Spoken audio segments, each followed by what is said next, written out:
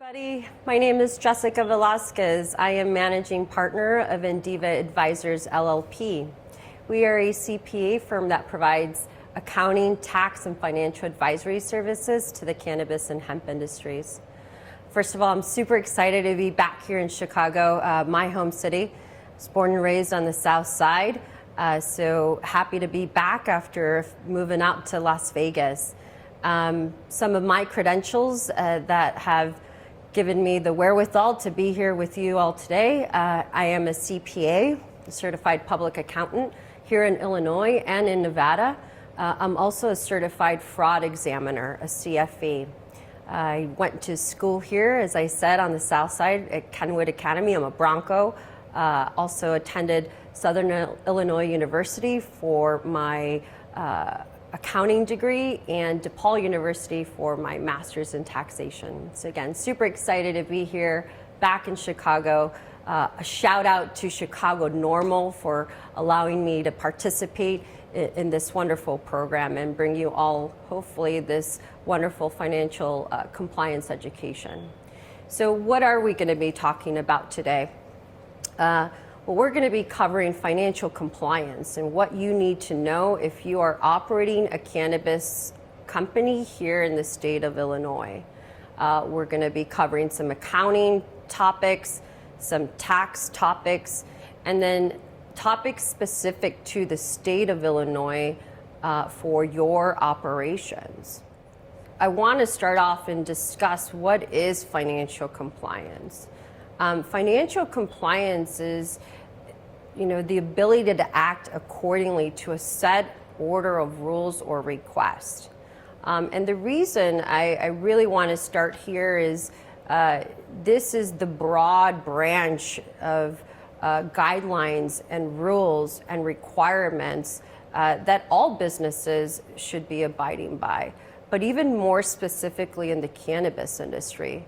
It's so very heavily regulated that not complying to any one of these requirements could put your license in jeopardy. So that broad overview of financial compliance includes, keeping proper records, appropriate documentation to support all of your income and expenses, monies in, monies out. It also covers your processes and procedures within your operation. Who is involved in the financial aspect of your organization? Who is responsible for reviewing all of those financial transactions and making sure they're correct and accurate, both for internal reporting purposes and external reporting purposes? Think of the IRS, think of the state of Illinois.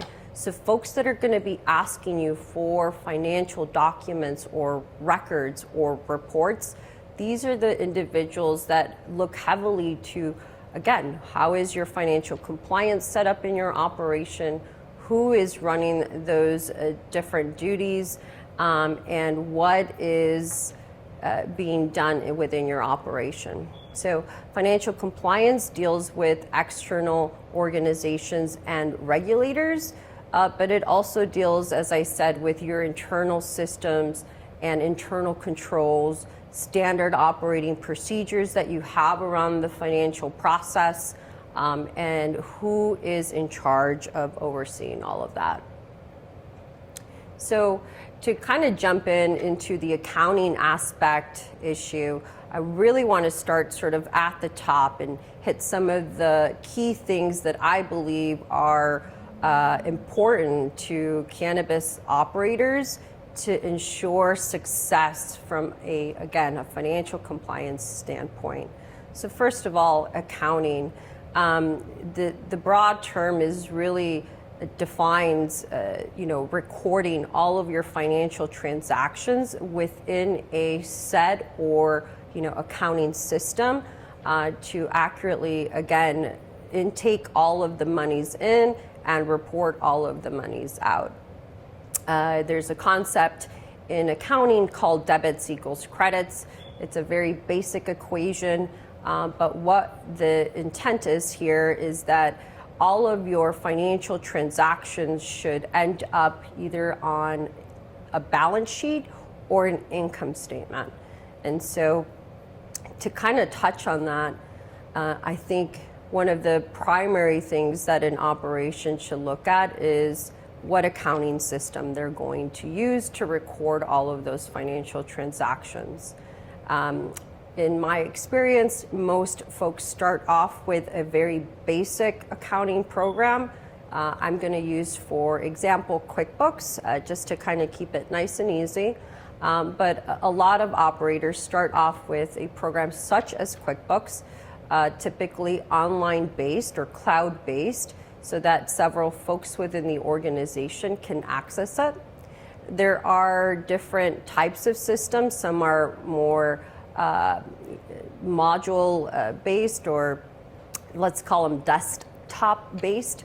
So a little bit harder to access for different individuals across your organization. So if you have people in different locations, or potentially, folks working from home, off-site, so on, it might be best that you pick an online or web-based solution so that those individuals can quickly access the same database and set of accounting system that everybody else is. But I think, again, this is probably the first starting point, or I should say the starting point, is picking that accounting system, training on it if you don't know how to use it. I think this is also the point where an organization must define who is responsible for the financial process. So you can elect to have a variety of individuals oversee that process, but typically you want at least one person that's doing the transactional data entry. You want another person that's going to be the reviewer, whether that's internal or external, like a CPA. You want to define who those individuals are, because they're going to play an important role as to the development of the processes and procedure that your organization should follow in order to have good financial controls. So once you've selected an accounting system like QuickBooks and you've identified the people that are going to be responsible for the oversight, now it's going into what are your procedures to record those financial transactions. As we all know, the cannabis industry struggles with accessing legitimate banking. So banking typically is an issue that operators have to deal with. If you have a bank account, you have the benefit of a bank statement that gives you your register, or a summary of all of your transactions that your bookkeeper or CPA or other financial point person can take and put those records into the accounting system. So in those scenarios, accounting processes can be pretty much followed like any other business, where again, you're taking a supporting statement, i.e. the bank statement, and recording all of those transactions into the accounting system. However, again, as I mentioned, challenges within the industry, i.e. banking or lack of banking, operators have to mainly use cash as their form of payment to vendors and source of income from customers. So if you are in this scenario where you don't have either a banking solution or access to records that are summarized in a bank statement, I highly encourage everybody to use a cash log. A cash log is a very basic procedure. It's gonna mimic the bank statement. It should have all of the necessary details so that you know what's going into the cash log, but it's gonna summarize all of your money in and all of your money out. You want to have a date, who you received the cash from or who you paid it to, You also want to have a description of why the money is coming in or why the money is going out. And ideally, if you have a two-person signature supporting each of the transactions on that cash log. Cash is one of those very large assets on the balance sheet for any cannabis operator, along with inventory. So high areas of risk here. So you want to put as many controls as possible around the movement and exchange of cash.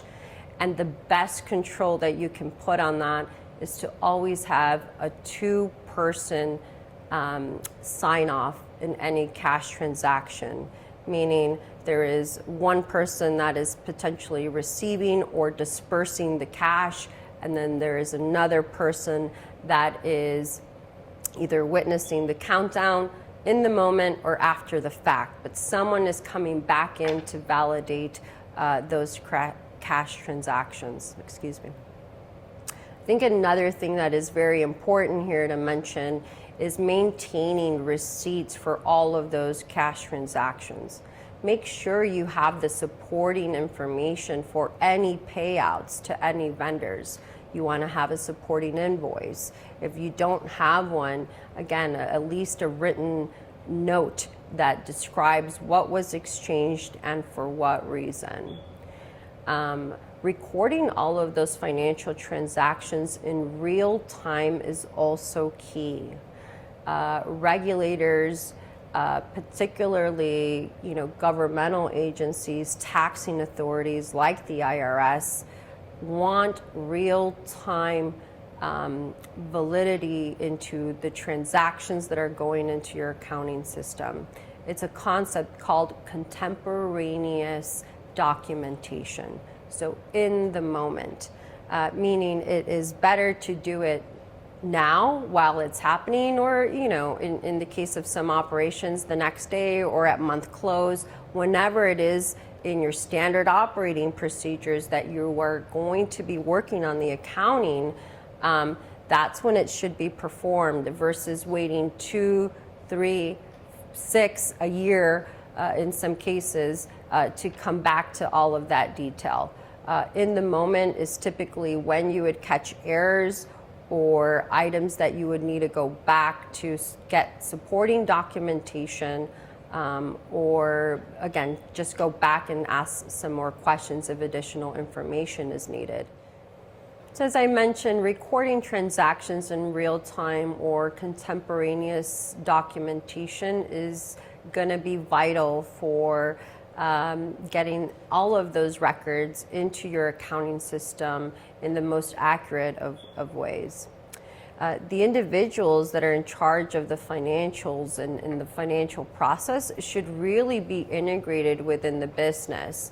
If it's the owner and you're the one that's doing all of the accounting, you want to make sure that you're accounting for everything that happened and transpired throughout the month that may not be a transactional type of issue. For example, if you signed a loan agreement, that has financial economic terms that need to be recorded into the accounting system. Another example is related party transactions. If you have another entity, let's say within your enterprise that you are transacting with, you want to make sure that those entries and financial transactions are accurately recorded. I think this is probably a good time to mention that if you do have a related party entity, meaning you have other legal entities within your enterprise that you're working with, it's good and sound to have a different set of books and records for each of the legal entities within your structure. You want to maintain integrity of each of the legal entities so that you don't get caught up potentially in what could be misconstrued as inappropriate even potentially money laundering if there's monies going back and forth between those entities. So on the accounting side, I think the real takeaways here is pick an accounting system, identify the individuals within your operation that are overseeing the financial process, make sure that there's good controls around cash, that you have good controls around inventory, that you're recording your financial transactions as much as possible in real time.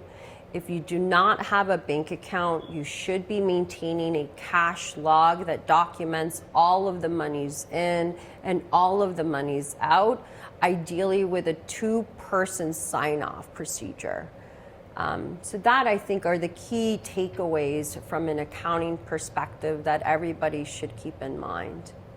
I really want to talk and roll into now the tax issues that are important in the cannabis industry.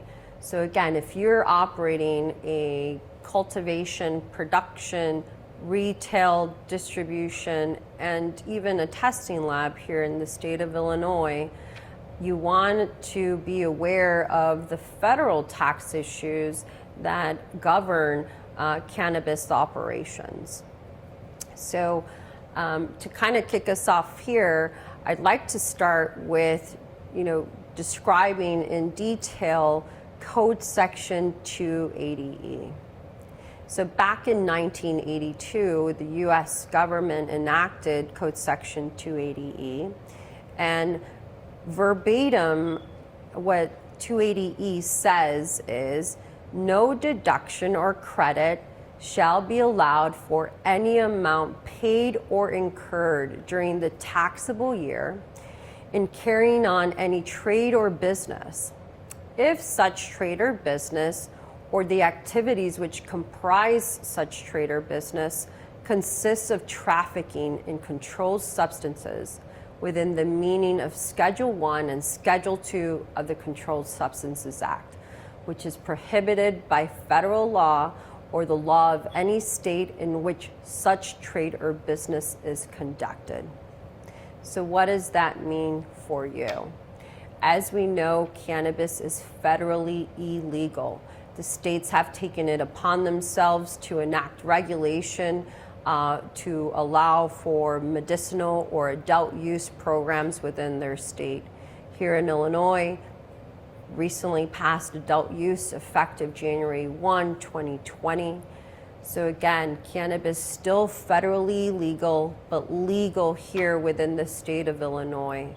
280E applies to you if you are a plant-touching operator in this state.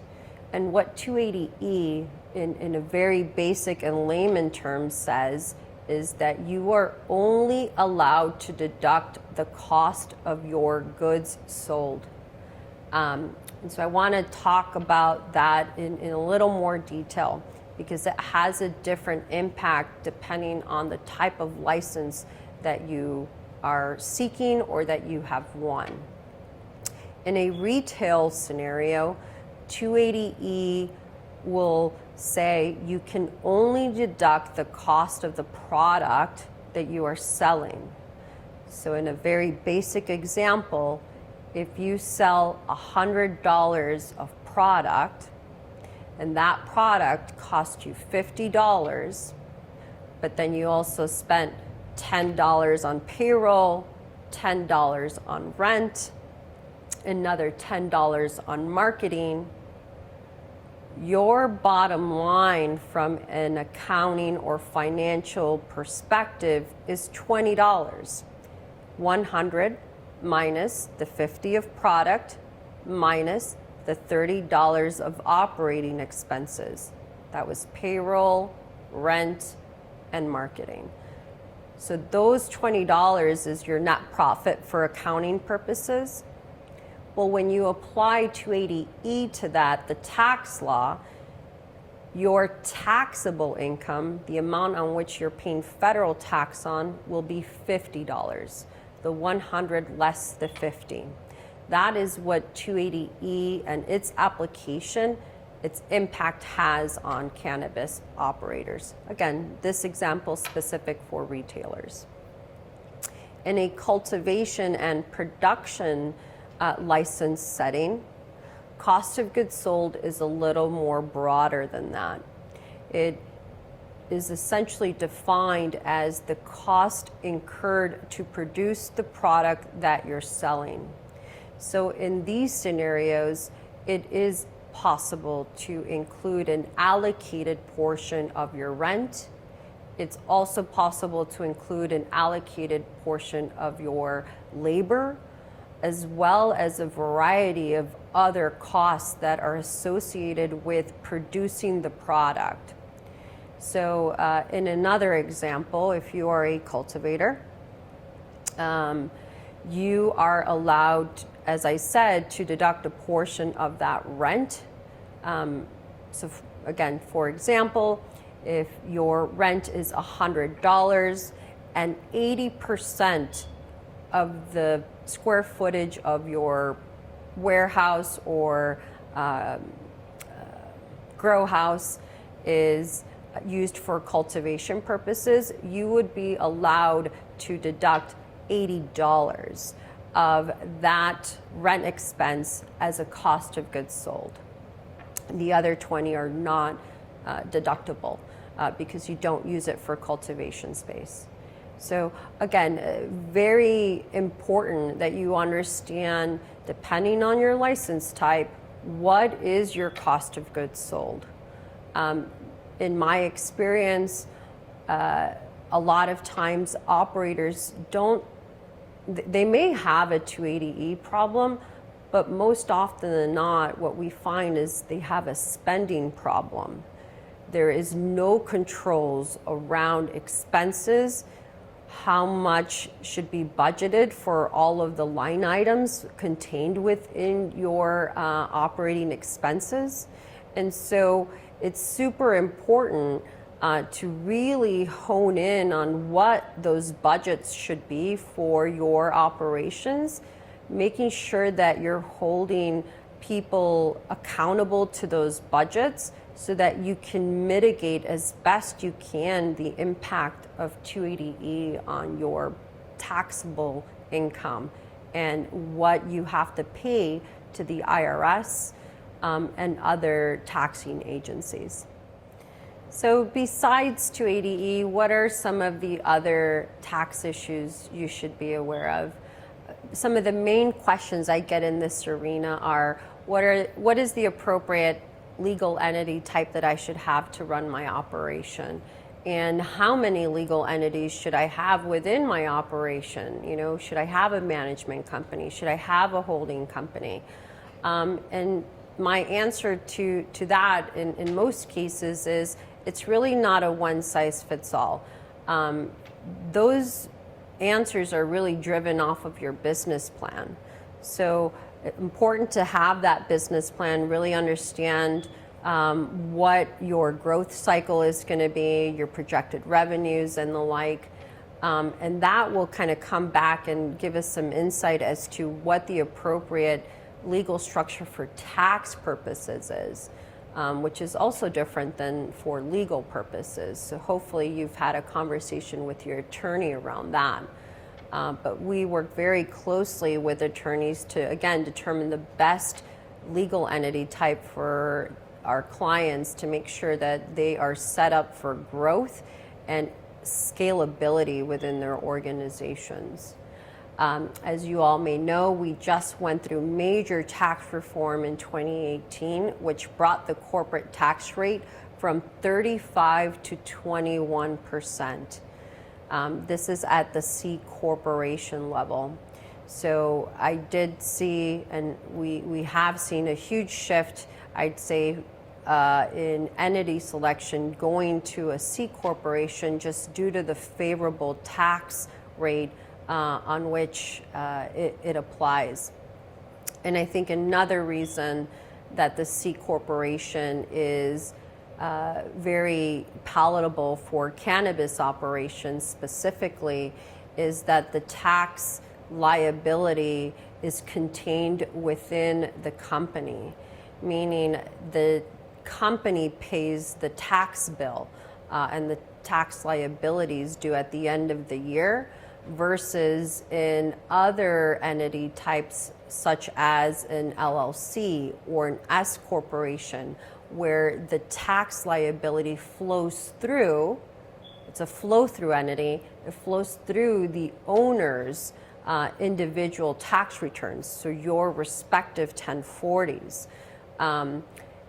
We've seen a shift because, again, of the decrease in the tax rate, but also the protection that, encapsulating that tax liability within the company versus it having to come to you as an individual, and the benefit that that brings our operators. So definitely some consideration to give on your tax type of entity, and a conversation that is best had in conjunction with an attorney to make sure that everyone is lock and step as to where and how your company should be set up from day one. Some of the other tax compliance issues to keep in mind that relate to the cannabis industry are payroll filings. So if you have W-2 employees, you're hiring folks to operate your company, you will now be liable for payroll or employment taxes. So forms should be filed quarterly or annual, depending on when your frequency is due and how often you're paying these individuals. But more often than not, you're filing a Form 941 every quarter, a Form 940 every year, and W-2s every year to all of your employees. In addition to that, if you are hiring outside contractors, you will have a 1099 reporting requirement at the end of the year as well. Something that is applicable to the cannabis industries that may not be applicable to many others is Form 8300.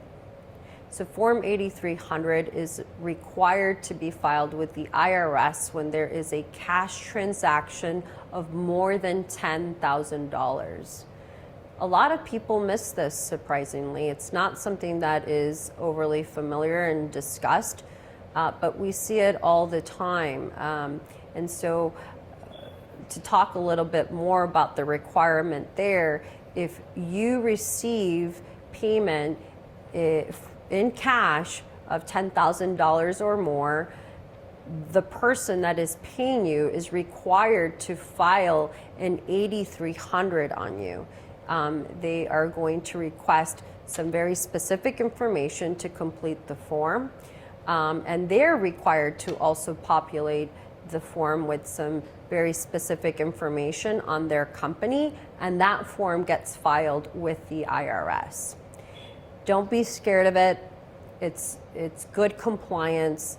The IRS knows that the industry is mainly dealing in cash, so they're not really surprised by the filing of this form. Other cash-intensive businesses that are likely to file Form 8300s include pawn shops, restaurants, bars, and so on. So again, we're looking at cash transactions over $10,000. So you want to make sure that anytime this is happening within your organization, the appropriate 8300 is being filed. So make sure that folks within your finance department, again, the people that are in charge of recording accounting transaction, recording all of your financial transactions, have sufficient training in this area and know when this form needs to be filed. Lastly, the big form, the annual tax filing, is what accumulates all of that data throughout the year and what needs to be filed with the IRS as well as the Department of Taxation here in Illinois. So this would include Form 1120 if you're a C Corp, Form 1065 if you're an LLC or a partnership, and Form 1120S if you're set up as an S corporation. So again, some of the filings that you have to be aware of in the cannabis industry. So we talked about accounting, we talked about federal tax implications on the cannabis industry, and if you're operating a cannabis company. Now I want to talk about Illinois compliance and things that you have to be aware of here in the state of Illinois if you're operating a cannabis company. So the state of Illinois has implemented a cannabis cultivation privilege tax. This is a tax that's imposed on the cultivation of cannabis at a rate of 7% of gross receipts for the first sale of adult use of cannabis by a cultivator or a craft grower. If you are the cultivator, you are responsible for collecting the tax and remitting that back to the state. Okay, so something to be aware about if you are seeking cultivation license. This is one of those taxes that you would be responsible for to make sure you collect it and you remit it to the state as needed.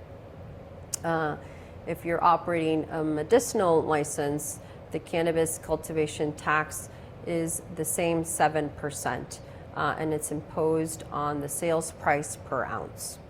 So if you're a retailer, you will be responsible for collecting excise tax from the products that you sell to your customers at your store. There are 3 different tiers of taxes. So 10% is for the sale of cannabis products other than cannabis infused products that are sold with 35% THC or less. So to restate that, if you sell a product with THC percentages of less than 35, the tax rate is 10% on that sale of product. On the other hand, if you sell product with greater than 35% THC, the tax rate is 25% on that product, other than cannabis infused products. And then the last rate is 20% on the sale of adult use cannabis infused products. So 3 different tax rates you have to keep in mind. Definitely something you want to get coordinated with your financial folks. Again, the people that are responsible for overseeing the reporting and financial processing, and making sure that your POS or point of sale systems at your retail registers have these tax rates accurately coded with them. Again, in this case, you are responsible for collecting the tax and remitting it back to the state. So just a quick overview again, 3 different tax rates at the retail location for that you would assess your customer. And then lastly, at the retail location, you are still required to charge sales tax. So sales tax will vary from county and city within the state of Illinois. So make sure you're familiar with your current county and current city sales tax. That will also be assessed at the point of sale. So at retail, when a customer is purchasing a product, and you as the retailer are responsible for collecting that tax and remitting it back to the state. We've covered accounting, tax, financial compliance, and Illinois compliance today in this session. I hope that you've really taken the information provided here today and implement those within your operations. Again, some of the key takeaways are ensuring financial compliance in your overall operation, delegating those specific tasks and responsibilities to individuals within your organization, making sure there's accountability in that process, saving all of your receipts, documenting all of your transactions, applying 280E to your financial process for tax federal tax reporting purposes. That will depend, as I mentioned, due to the type of license that you are operating, but make sure you understand what cost of goods sold is for your specific license type. Also, another key thing to remember, discuss with both your CPA and your attorney the appropriate entity type that you should be operating to ensure success today and as you grow and scale your organization.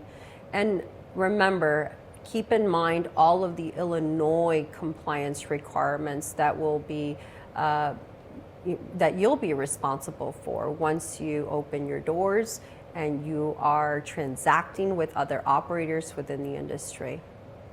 Thank you again for your time today. I look forward to speaking to you again soon. Thank you to the Illinois Department of Commerce and Economic Opportunity for the opportunity to deliver this assistance to social equity applicants in Illinois. This production was created for us, by us, wholly by small, independent, and local women-owned and minority-owned businesses and organizations.